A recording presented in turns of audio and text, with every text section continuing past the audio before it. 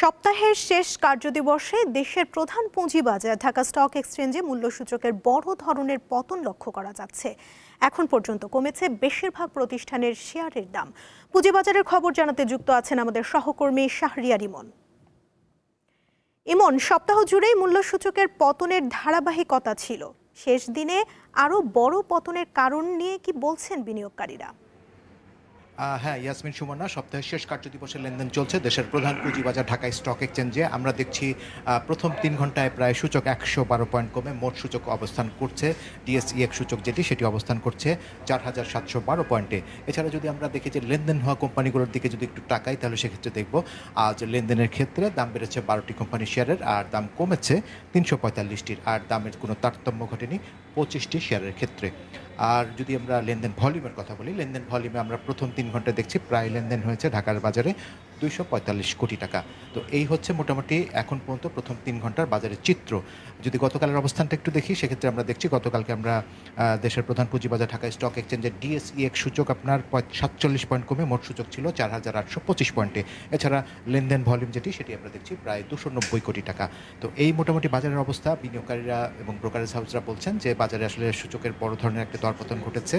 তবে কী ধরনের দরপতনটা ঘটেছে বা কেন হচ্ছে, এটি নিয়ে আমাদের সাথে কথা বলতে এই মুহূর্তে যোগ দিচ্ছেন শেয়ার বাজারের একজন ক্ষুদ্র মাঝার বিনিয়োগকারী জনাব বিল্লাল হোসেন। আমরা জনাব বিল্লাল হোসেনের কাছ থেকে বাজার নিয়ে বিস্তারিত শুনবো। বাজারের এই দরপতনের মূল কারণ কি, আপনারা বিনিয়োগকারী হিসাবে কীভাবে দেখছেন? আমরা মনে করি মার্কেটের যে অবস্থা আছে, এই অবস্থা একমাত্র যে 5টা ব্যাংক শূন্য করার কারণে সাধারণ বিনিয়োগকারীরা নিঃস্ব হয়ে গেছে।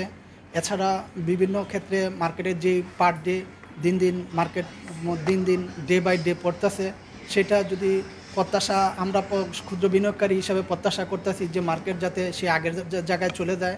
কিছুদিন গত 2 মাস আগেও মার্কেট 5,500 উপরে ইন্ডেক্স ছিল, বর্তমানে 4,800 সামথিং হয়েছে। তো ক্ষুদ্র বিনিয়োগকারীরা নিঃস্ব হয়ে গেছে। এই অবস্থায় যদি ক্ষুদ্র বিনিয়োগকারীকে বাঁচাতে হয়, যেই শেয়ার আগে রিজেন্টেক্স আমি 27 টাকা কিনেছিলাম, ওই শেয়ার আজকে 1 টাকা 50 পয়সা চলে আসছে।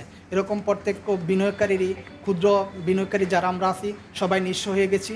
তাদের ক্ষেত খামার বিক্রি করেও তারা টাকা এখানে এনে শূন্য হয়ে গেছে।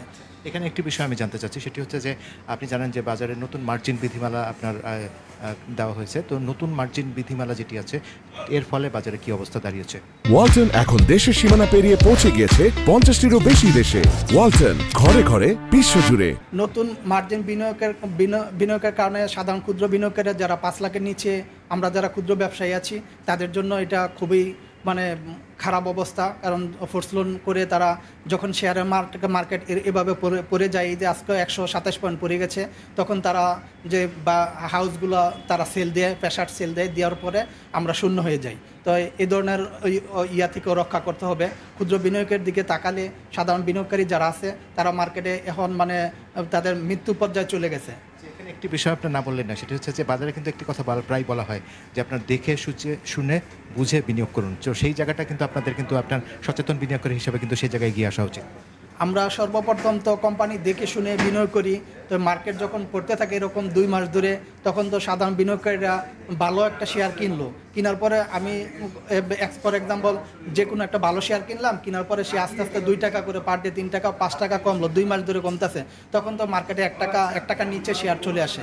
তাই আমরা তো যতটুকু জানি, একটা ব্যাংক ভালো, সেই ব্যাংকটা কেনার পরে সেই ব্যাংকও 1 টাকার নিচে চলে আসছে। তাই আমরা তো চেষ্টা করি ভালো কিছু কেনার জন্য, কিন্তু কোম্পানি যদি রাষ্ট্র।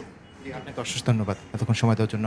হ্যাঁ ইয়াসমিন সুমনা, আসলে যেমনটি শুনছিলাম যে সপ্তাহের শেষ কার্যদিবসের লেনদেন চলছে দেশের প্রধান পুঁজিবাজার ঢাকা স্টক এক্সচেঞ্জে। যদিও আমরা সূচকের একটি বড় ধরনের দরপতন দেখছি, এবং সেই সাথে আমরা দেখছি যে বাজারে মোটামুটি খানিকটা বিনিয়োগকারী শূন্য হয়ে গেছে। দেখছি যে বেশিরভাগ কোম্পানি যেহেতু শেয়ারের দর পড়ে গেছে, সেই হিসেবে কোনো খাতের প্রাধান্য আমাদের চোখে পড়ছে না।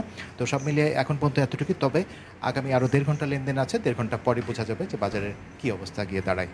তো ইয়াসমিন সুমনা, আমার হাতে এখন পর্যন্ত এতটুকু ছিল দেশের প্রধান পুঁজিবাজার ঢাকা স্টক এক্সচেঞ্জ থেকে। ইমন, ধন্যবাদ আপনাকে।